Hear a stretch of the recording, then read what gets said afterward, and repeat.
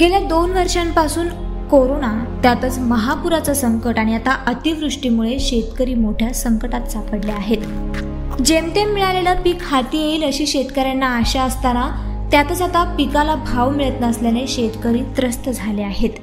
असेच एक पैठण तालुक्यातील हिरडपुरी येथील शेतकरी हरिभाऊ लक्ष्मण ढोले यांनी केळी या पिकाला भाव मिळत नसल्याने तब्बल 2.5 एकर क्षेत्रावरील केळीचं पीक कोयत्याने तोडून भुईसपाट केला आहे। आपण का केळी तोडत आहात?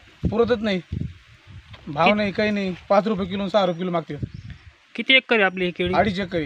किती खर्च आला एकूण? 3 लाख रुपये आणि उत्पन्न 60,000 झाला आताशी। ड्रीपचा खर्च नाही आला माझा।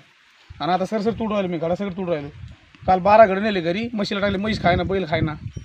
आपण सगळी केळी तोडणार आहे समजा? चट काही ठेवणार नाही, आपण ठेवणार नाही। सरकारकडून काय अपेक्षा आहे आपली? सरकारने आम्हाला, ठाकरे साहेबांनी तातडीने मदत करावं, आमची हीच कळकळीची विनंती। हां, महालक्ष्मी बसल्या तर आम्हाला महालक्ष्मी जेवायला पैसे नाही, स्वयंपाक करायला। काय सांगू तुम्हाला, लय परेशानी। तसेच यावेळी बोलताना सरकारने तात्काळ नुकसानीचे पंचनामे करून शेतकऱ्यांना नुकसान भरपाई द्यावी अशी मागणी त्यांनी केली आहे।